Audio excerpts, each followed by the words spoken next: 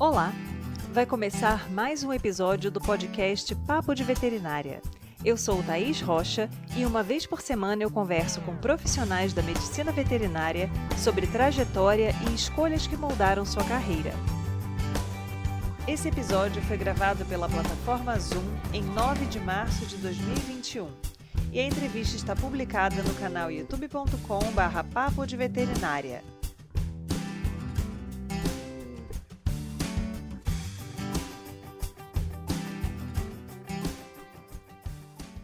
Existe um alinhamento importante entre o foco no bem-estar de animais e o bem-estar do próprio médico veterinário. E é sobre isso que converso hoje com Paula Valente, médica veterinária e Theta Healer. Bem-vinda, Paula. Muito obrigada por aceitar nosso convite. Obrigada, Thaís. Eu que agradeço o convite. É um prazer estar aqui e é um prazer conversar com você. Eu gostaria de começar te perguntando, Paula, a gente sempre ingressa na universidade na expectativa de trabalhar em uma determinada área, né? Como foi isso para você? Quando você começou o curso, onde você pensava que você iria trabalhar? Interessante que eu entrei, assim, eu já gostava, né? Então, eu acho que uma grande maioria entra na veterinária com essa, eu amo animais, adoro, né? Então, eu sempre cuidava dos cães da minha casa, se precisava fazer curativo e tudo. Mas, assim, eu tinha um desejo muito grande de mexer com equino. Então, eu já entrei com essa tendência a gostar dos cavalos e gostar dessa área de grandes. E dentro da universidade foi só acho que uma vontade crescente. Aí eu me apaixonei pela área de cirurgia. Então, mais para o final do curso, eu trabalhei... na verdade, eu passei por diversas áreas. Eu passei pela anatomia, fiz iniciação científica, adorava também. Aí vai chegando o curso, eu passei por uma iniciação em reprodução, aí eu falei, não é muito a minha área, não é exatamente o que eu quero. Fiz uma em infecciosas, também adorei, achei muito bacana, trabalhei com esse professor com a parte de leptospirose, de raiva, de babésia. E, por último, me apaixonei pela cirurgia. E aí você terminou a graduação, ingressou no programa de residência e depois já emendou direto no mestrado? Foi. Eu cheguei e é aquela fase, e agora? O que fazer? Né? Então, eu prestei prova para residência em Botucatu, em Jaboticabal. E aí entrei em Jaboticabal e fiz a residência, que é aquela correria, é super gostoso, mas ao mesmo tempo era uma época que tinha muitas cirurgias noturnas, né? Então, grandes, e os cavalos têm esse lado. E aí, logo em seguida, eu já gostei muito assim dessa parte de pesquisa e ingressei no mestrado com cirurgia abdominal de equinos. Muito bom, uma área que eu gosto bastante também. E aí, no final das contas, você acabou seguindo aquela trajetória, né? Mais ou menos, a gente vai projetando o que vai fazer na etapa seguinte, aí foi residência, mestrado, né? Nessa pesquisa ainda na mesma área. E aí, depois do mestrado, o que aconteceu? Depois do mestrado, eu comecei a dar aula. Comecei a dar aula em faculdades ali da região. Então, dei aula em Ribeirão Preto, dei em Franca e, por último, fiquei em Ribeirão e Ituverava. Então, assim, eu adoro dar aula. É uma área que me encanta muito.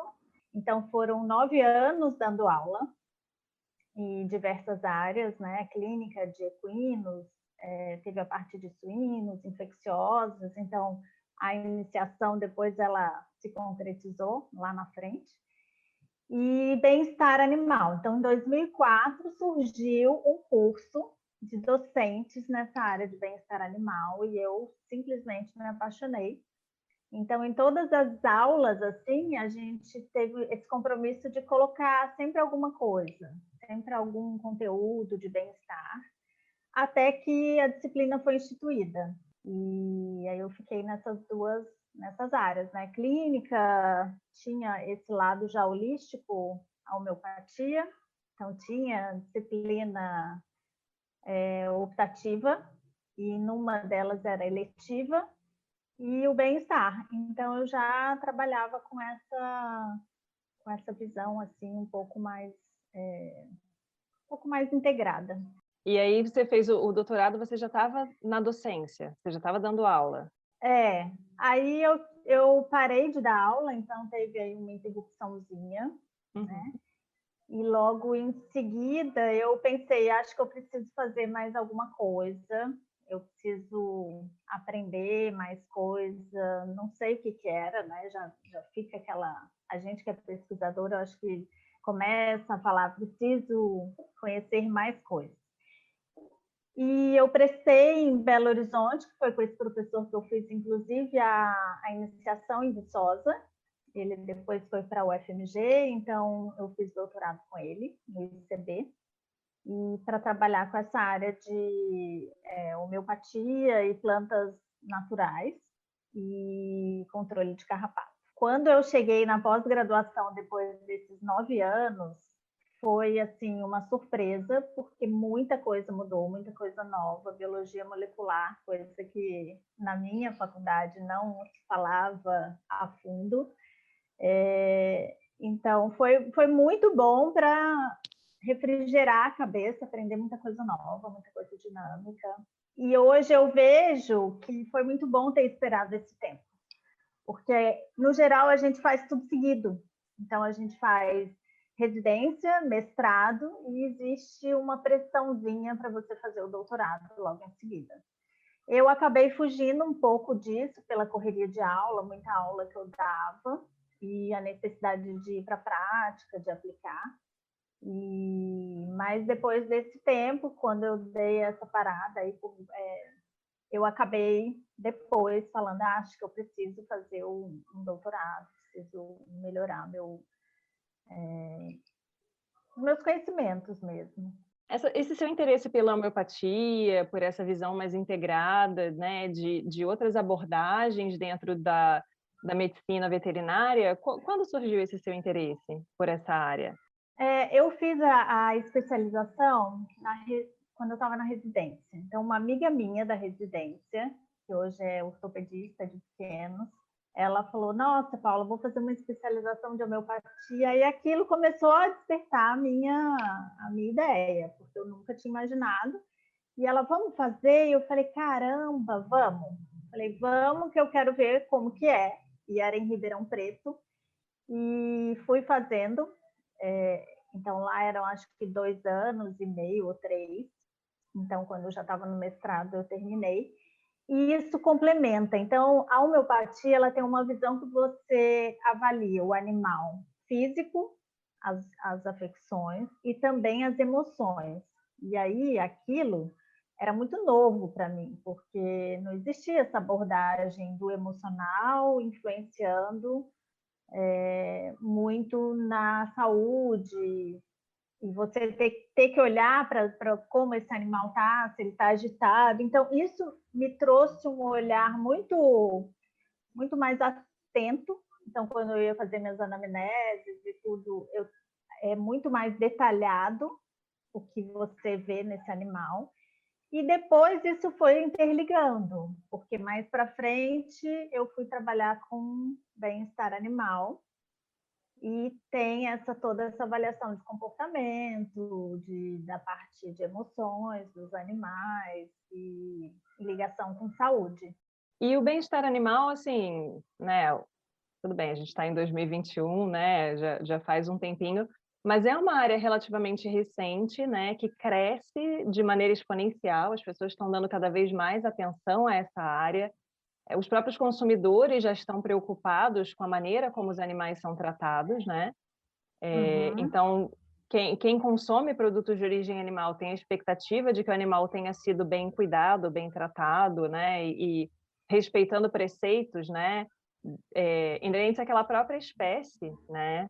E, de uma certa maneira, quando você se interessou por essa área, ainda era relativamente recente, né? Quando você começou a ministrar essas aulas na graduação, tinha menos tempo, né? Que isso estava, assim, começando a despontar. Quando eu fiz esse curso, era um curso da WSPA, que ela abriu para professores. quando eu terminei o curso, eu falei, gente, é essa área que eu quero trabalhar. É com isso que eu quero. Parecia que tudo fazia sentido. E só que o caminho do bem-estar foi, né? Então não foi já de imediato. Então a minha vontade era eu quero trabalhar hoje, agora, né? Imediato. E aí eu percebi que eu precisava então ir fazendo isso. Existia uma trajetória. Então, com muita sorte, a coordenadora desse curso dessa instituição, ela abraçou, né? E a disciplina virou da grade. Então não é uma realidade ainda hoje. Então, em 2021, vemos que algumas instituições não têm bem-estar animal na grade. Sim. Ou não tem um profissional da área de bem-estar animal na grade. Então, o que vemos é que vários professores dão a disciplina, então dá, às vezes, um jeito de dar essa disciplina, e o olhar mesmo, né, para o bem-estar animal, ele pode ser mais a fundo. Então, não que exista um problema, mas ele pode contribuir mais. Então, o que a gente vê é que, a partir do momento que esses alunos tinham essa disciplina, e eu acompanhava os alunos no 5º período, de uma geração que não teve bem-estar, e os alunos depois que tinham tido bem-estar. É muito diferente. E no final das contas acaba sendo mais intuitivo a gente falar aquilo que é muito óbvio, né? Você não deve bater no animal, você não deve gritar perto do animal para não estressar, mas existem várias características importantes de cada espécie, várias particularidades, né? Que realmente a pessoa precisa ter um aprofundamento ali naquele assunto para poder enxergar de forma mais ampla, né? Então é bem importante que isso aí realmente seja encaixado e, de uma certa maneira, que todos os professores que atuam na área aplicada, né, clínica, cirurgia, reprodução, né, que estão ali diretamente no manejo dos animais, tenham até treinamentos nessa área, né? E eu percebo que, assim, em muitas situações a gente, às vezes, eu já passei por essa situação de ficar um pouco desconfortável na frente de um aluno, porque em algumas situações essa questão do bem-estar animal, ela acaba se misturando um pouco com uma série de outros ideais pessoais. Então, eu tenho muitos alunos que são veganos, né, e que são veganos por respeito aos animais, porque não gostam, acham que não é adequada a maneira como os animais são criados. Então, de uma certa maneira, mais recentemente, eu acho que tem havido uma mistura muito grande também de outros aspectos quando a gente pensa no bem-estar, e que às vezes a gente precisaria de um pouco mais de critério para definir, para conversar e até para se posicionar, assim. Porque é uma questão que eu escuto às vezes, eu não sei qual é a sua dieta, né? Mas, por exemplo, eu como carne, e eu já tive alunos me perguntando, mas você trabalha com grandes animais, você trata de vaca e você come carne? Como assim você come carne? Quase como se né, me acusando.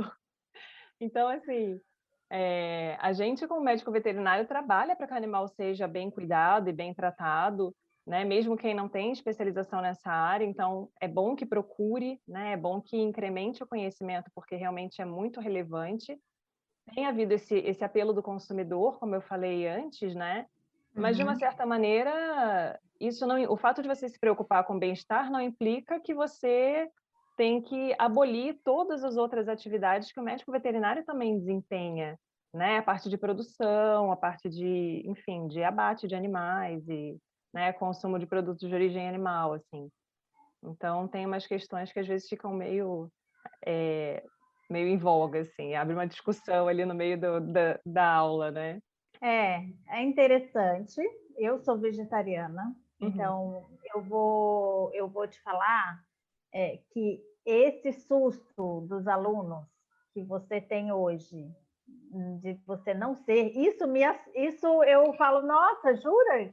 Porque era o contrário. Então, eu era uma professora vegetariana e desde 1990, quando eu entrei na faculdade, em 95 eu saí, todo mundo falava, mas você trabalha com grandes e você não come carne, então era o oposto. Olha, tá? Que interessante. Era exatamente o oposto. Então, quando você contou, eu falei, gente, que incrível ouvir isso, porque Eu me sentia, e talvez você sinta isso, eu me sentia um ET, né? Eu falava, nossa, eu parecia que vinha um holofote, falava, ela é vegetariana. Uhum. Mas eu nunca tive essa visão de falar que se eu não como carne, então essa era uma opção minha, e que isso tinha que ser opção do outro. Então, isso para mim é muito claro, é muito fluido de que as pessoas têm que ter essa liberdade de escolha. Então, se eu tenho uma liberdade de escolher não comer, a outra pessoa tem a liberdade de escolher comer. Com relação ao bem-estar animal, isso não fica, não existe, existem alguns grupos que sim, querem que sejam veganos, vegetarianos, grupos que eu falo, organizações, né? Mas isso não é dentro da ciência do bem-estar animal. Então, o bem-estar animal, ele foca mais na ciência, na pesquisa, no que realmente vai auxiliar a qualidade de vida desse animal, se isso está comprometendo a adaptação desse animal naquele ambiente, se a partir do momento que esse animal ele vai para o abate, se ele tem qualidade de vida, né, ali nessa condução, e se esse animal não está sentindo dor. Então, nos grupos que eu trabalhei do pós-doutorado, então, existia todo esse trabalho com relação aos locais de abate, com relação a transporte, com relação a manejo, até o frigorífico. Então, não tem essa restrição de que a pessoa que trabalha com bem-estar animal, ou se ela preza pelo bem-estar animal, ela não deve comer carne. Então, isso é muito particular, né? Mas a gente entende que hoje existam essas questões que podem ser discutidas. Então, o interessante é você ver pontos de vista diferentes, mas isso com respeito, né? Assim, eu nunca me senti desrespeitada, mas o choque do aluno, né, quando eu falava, nossa, mas como assim? Você cuida do animal e depois come? Eu falei, não, primeiro que eu não como paciente meu, né? Se foi meu paciente, eu não como aquele animal especificamente, né? Mas eu ingiro carne, sim, né? E é bem interessante isso, porque eu acho que tem essa questão que você levantou, né? E que hoje em dia a gente tem vários aspectos diferentes que levantam um pouco essa diferença gritante, de uma certa forma, que existe entre o que a ciência diz e o que grupos que pregam, às vezes, no basal, aquela mesma ideia, direcionam um determinado assunto, assim. Então, tem realmente aqueles movimentos, né? Segunda-feira sem carne, ou um dia da semana sem carne, umas coisas assim. A gente entende a questão ecológica, né? Todas as implicações da produção de carne, enfim.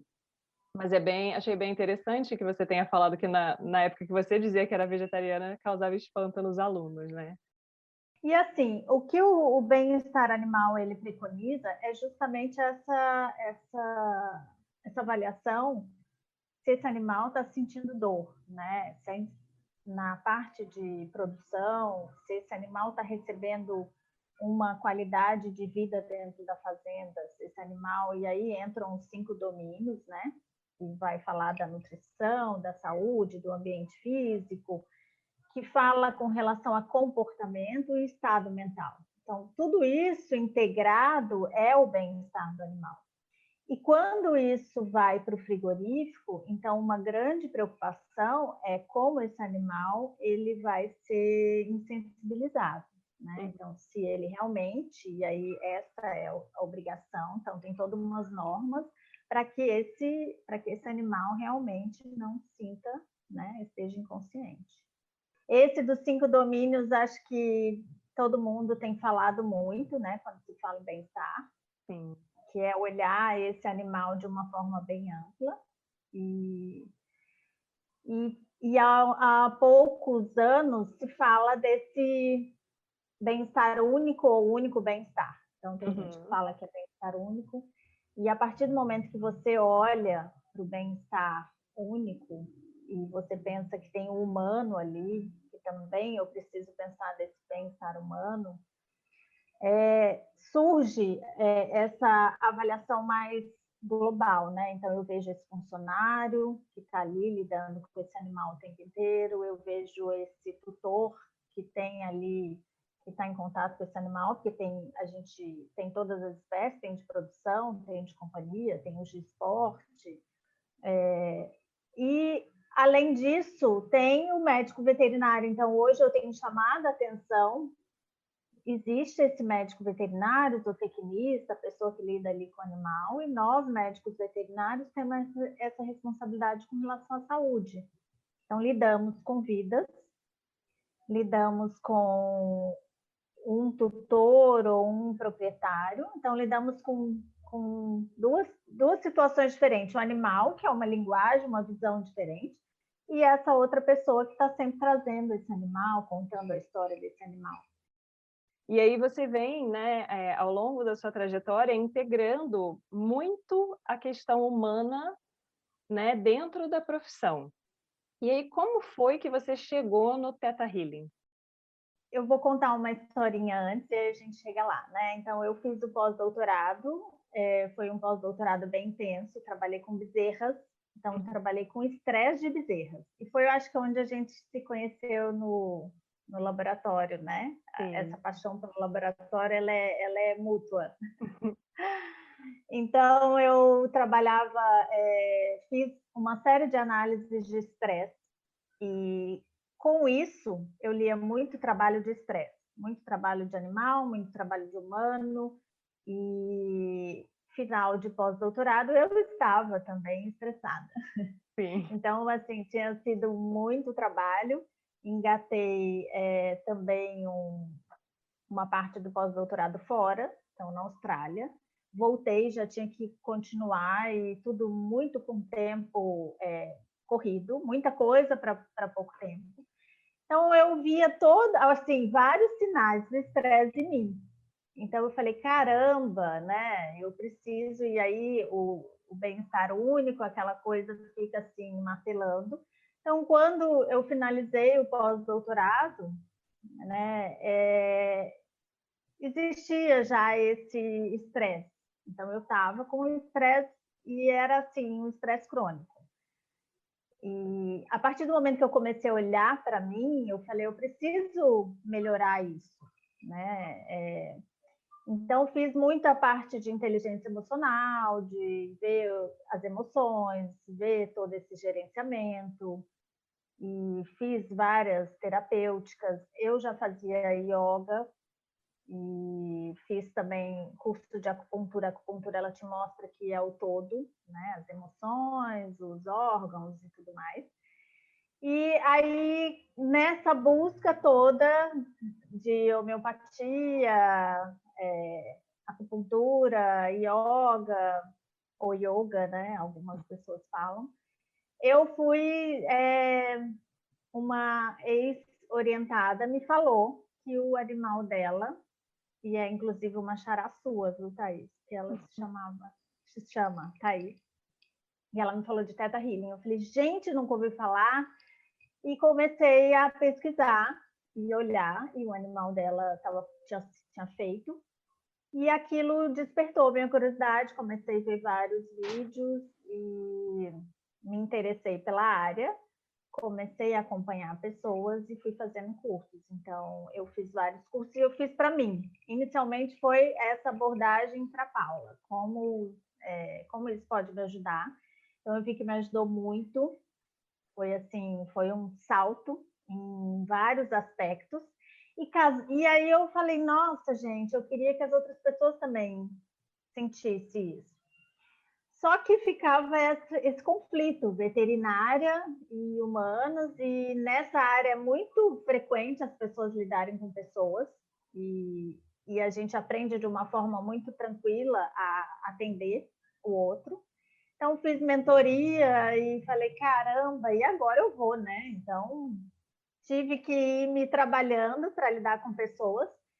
E isso era muito comum, né, Thaís? As pessoas vinham muito com problema emocional para mim, com problemas, com dificuldades. Isso foi na faculdade, isso foi na pós-graduação, isso foi durante o pós-doutorado. E eu não tinha essa ferramenta. Então, o Theta Healing, ele agregou.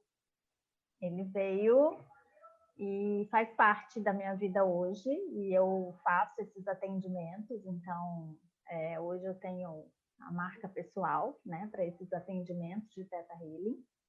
Toda a sua trajetória acabou convergindo para você dar um certo enfoque no seu bem-estar também.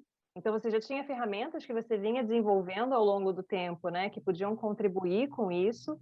E hoje em dia, eu acho que está muito evidente em vários momentos da nossa vida, como a questão da saúde mental e do bem-estar, né, nosso, fica comprometido com a rotina que a gente tem, né? E, de uma certa maneira, na vida profissional, principalmente no início da vida, muitas vezes a gente está tão focado, né, em alcançar aqueles objetivos, em conseguir aquele emprego, em, né, dar aquele retorno que esperam da gente, que a gente deixa um pouco de se olhar, né, e de se escutar e de se entender.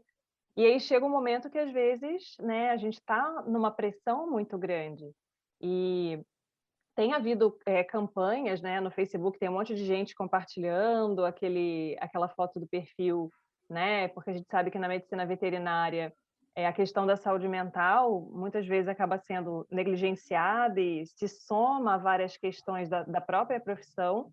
Então, é uma profissão que tem um alto índice de suicídio, né, que tem muitas pessoas muito estressadas, com várias síndromes, né, relacionadas a essa atividade excessiva, sobrecarga emocional.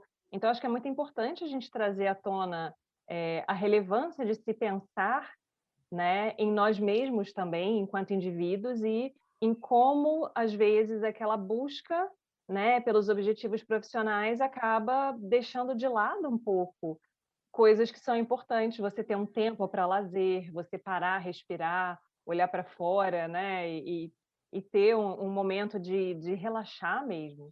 Então acho que é bem interessante essa sua trajetória, né, pensando nesse aspecto. Ah, exatamente. Você falou assim tudo em termos desse olhar para a gente.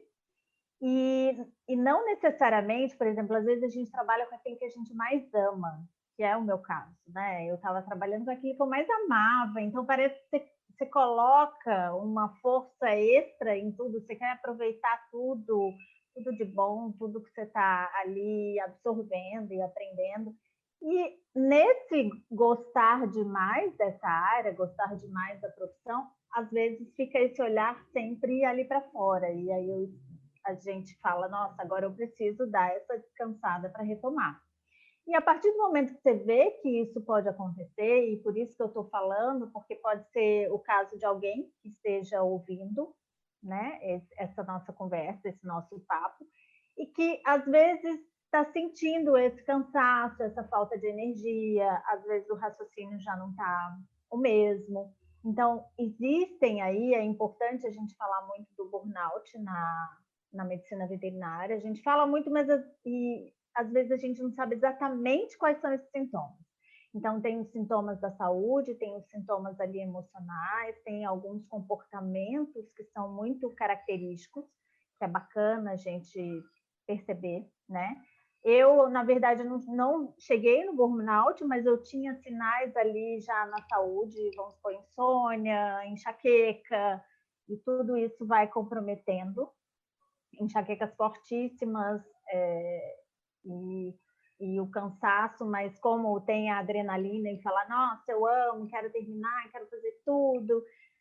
Então, isso acabou não comprometendo o trabalho em si, mas o que a gente vê na nossa realidade, eu acho que essas campanhas elas são extremamente importantes para a gente falar, olha, a emoção ela é importante sim, porque eu não sou só um corpo, né? Não tem como dissociar emoção, ela está o tempo inteiro junto, é tudo junto misturado.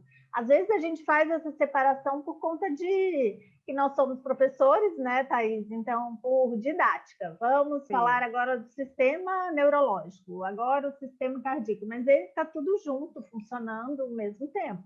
Não tem essa parada de falar agora você não funciona. Ah, emoção, sai daqui um pouquinho. Então, a gente tenta fazer isso.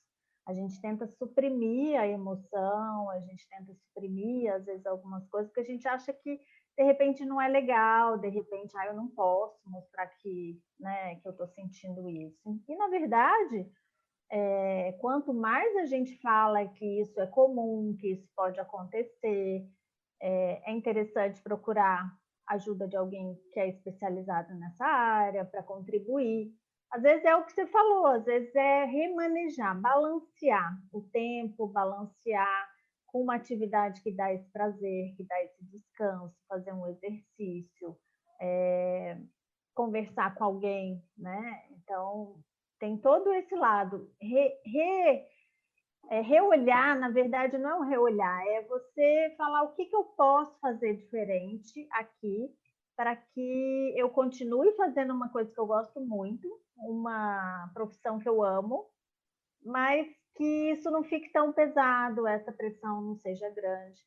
E um outro aspecto que eu gostaria até de levantar aqui, que de repente mais pessoas vão escutar da área acadêmica, e isso traga essa consciência de que de repente o nosso curso da veterinária ele precisaria ter uma abordagem para essa área psicológica, porque lidamos com vida, muitas vezes esses animais eles podem, né, podem vir a óbito. Como lidar com essa tristeza, que é uma tristeza de vários veterinários, e inclusive com a tristeza da pessoa que está recebendo essa notícia. É bem interessante, eu fiz um bate-papo com o Paulo Jarque, que é um oncologista, e eu perguntei para ele essa questão, né, se existe um preparo, porque até onde eu sabia, no nosso curso a gente não tem nenhum preparo nesse sentido de lidar com o tutor, com notícias difíceis, né, às vezes, a gente não tem uma preparação muitas vezes nem para lidar com o financeiro, ou seja, receber pelo seu trabalho, que dirá o emocional, né?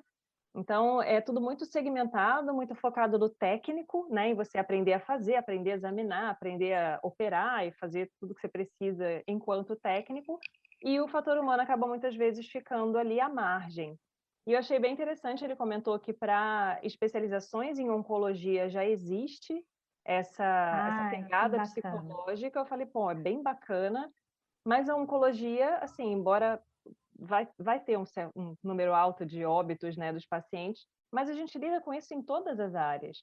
E Uhum. atualmente, que para muitas famílias, né, os pequenos animais, principalmente, né, os pets, são membros da família, né, esse luto que as pessoas têm quando perdem o animal é um luto real, né, é uma coisa que realmente É interfere, né, uma dor enorme. sim.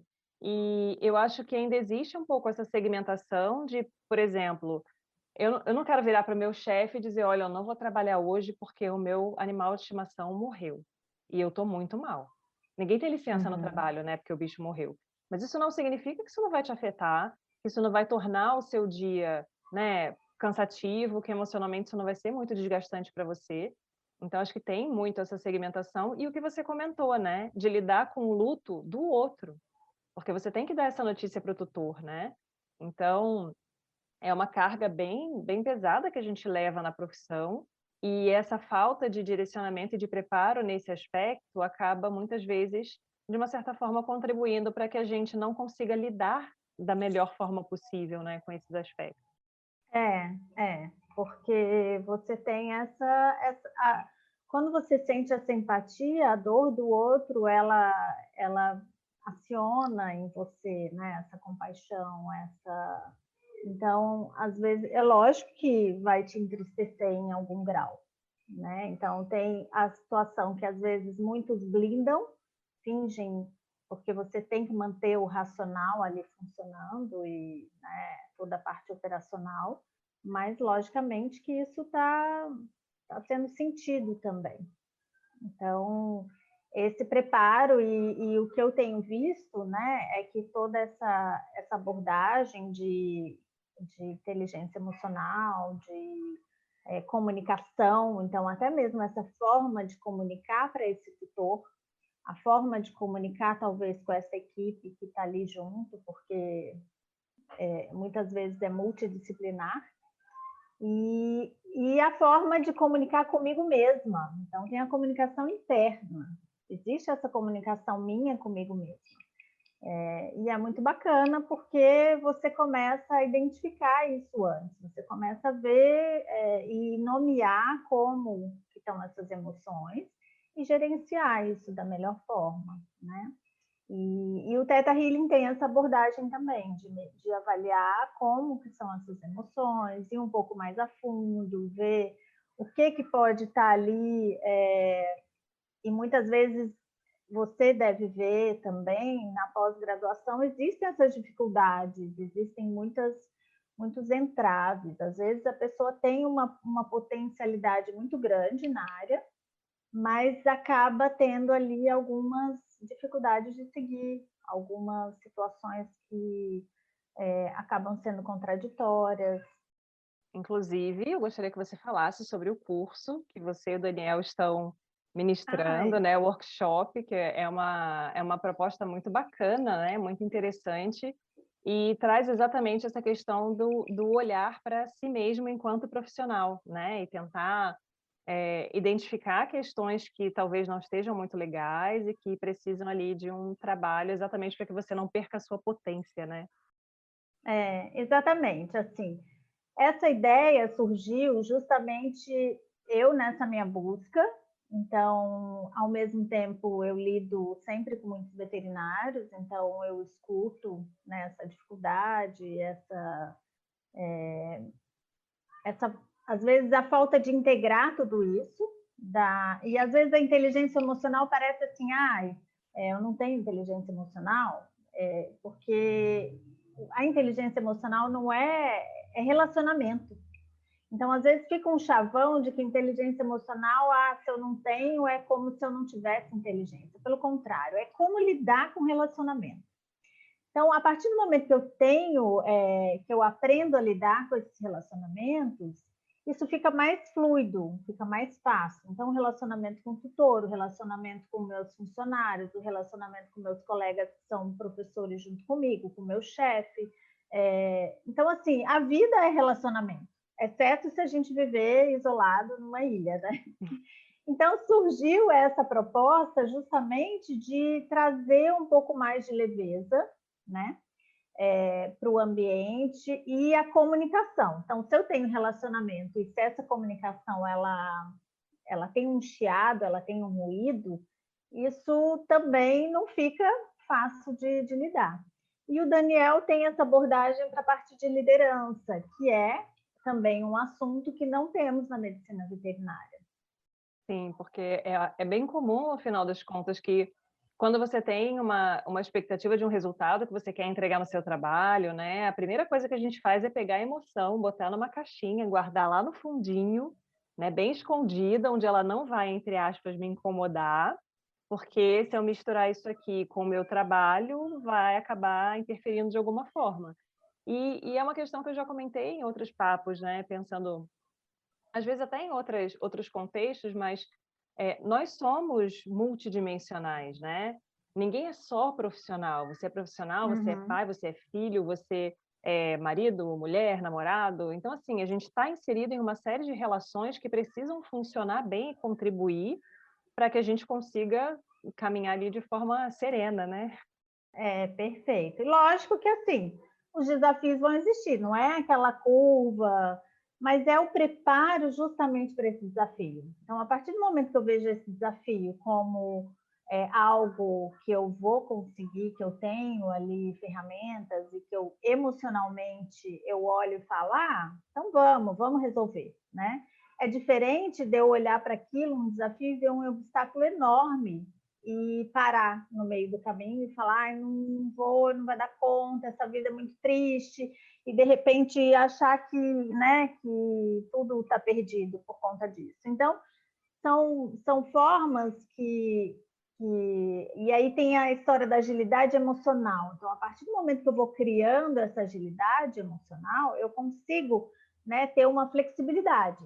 Porque se eu olho e falo, a minha expectativa era essa e não aconteceu, o que eu faço? Não aconteceu. Aí, né, arranco meus cabelos e fico. A partir do momento que eu falo, olha, não aconteceu, o que eu posso aqui direcionar, mudar, aproveitar? Então, uma das histórias que a gente comenta é que a partir desses desafios, fomos criando essas outras trajetórias. Então, o Daniel teve que trabalhar com gestão, E ele abraçou e falou, então, vamos fazer um curso, e isso hoje é o que traz essa bagagem para essa, né, essa parceria no curso. Então, a partir do momento que eu olho alguma característica que alguém fale que isso não é bacana, então a emoção, porque a gente escutou muito isso, a emoção, chorar não é legal. Mostrar essa emoção, não pode. Não sei se você é dessa geração, mas eu vim de uma que você vestia ali e não pode. E a vulnerabilidade, em alguns momentos, ela é interessante. Então, para os nossos alunos, às vezes, se a gente fala, existe um desafio aqui, vamos passar por esse desafio, eu estou ensinando ele que vai ter desafio, mas que eu posso ultrapassar. Isso pode ser uma oportunidade, né? E no final das contas, às vezes, puxa exatamente para esse lado de uma característica que é sua, que é uma sensibilidade, né, maior, e Uhum. você enxergar que isso não vai contra você. Isso pode ser uma coisa que trabalha exatamente ao seu favor, né?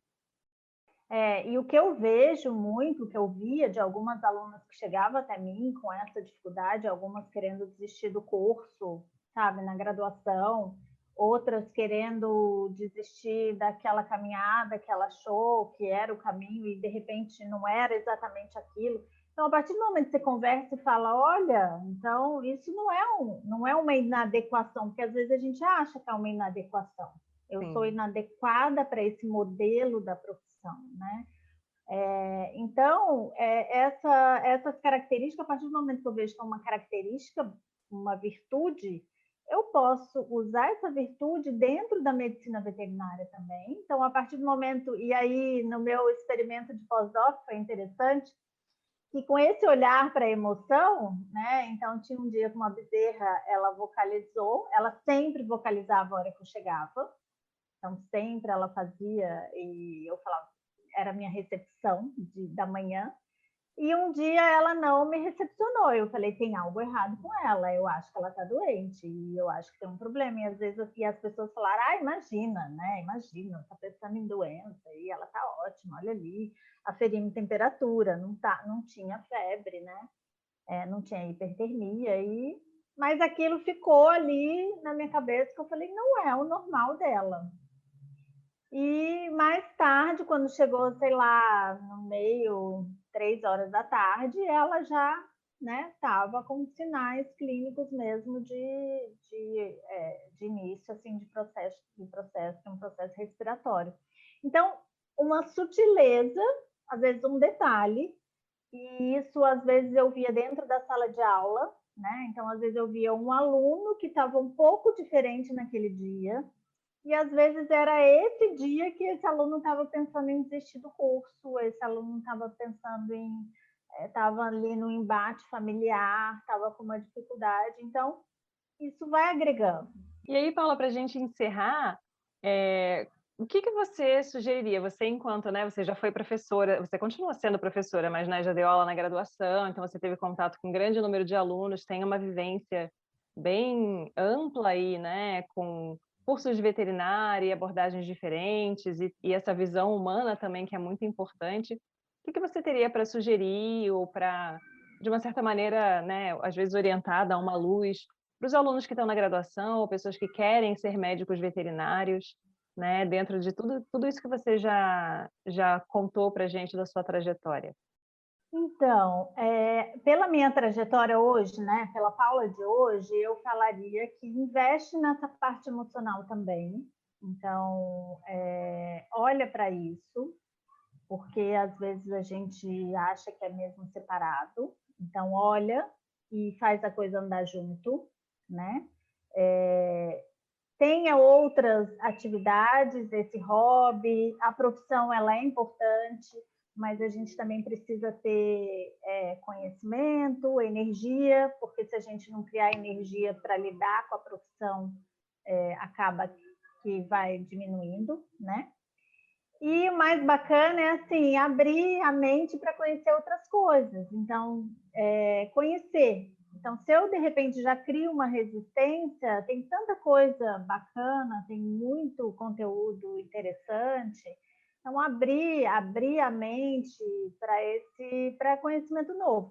Então, como esse curso que a gente está dando, ele chama Dando a Volta por Cima, que é justamente para você driblar essas dificuldades que, de repente, a gente encontra no meio da nossa profissão, né?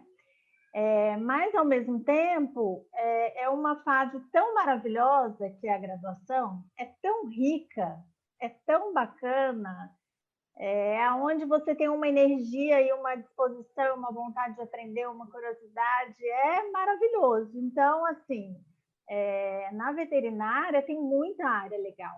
O seu programa mesmo, né, já mostra quantos profissionais diferentes, quantas trajetórias diferentes. Então, nem sempre o que eu comecei, que eu entrei na faculdade, vai ser o que eu vou fazer no final e que vai ser. E hoje temos essa possibilidade de mudar no meio de 20 anos de formada. Eu tenho 25. Então, é possível eu mudar alguma coisinha nessa trajetória.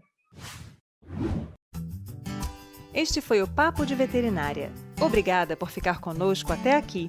E não esqueça de compartilhar com seus colegas que também gostariam de saber mais sobre a profissão. Toda quarta-feira temos vídeos novos no youtube.com/papo de veterinária. E às segundas-feiras estarei aqui com vocês para mais um episódio. Até lá!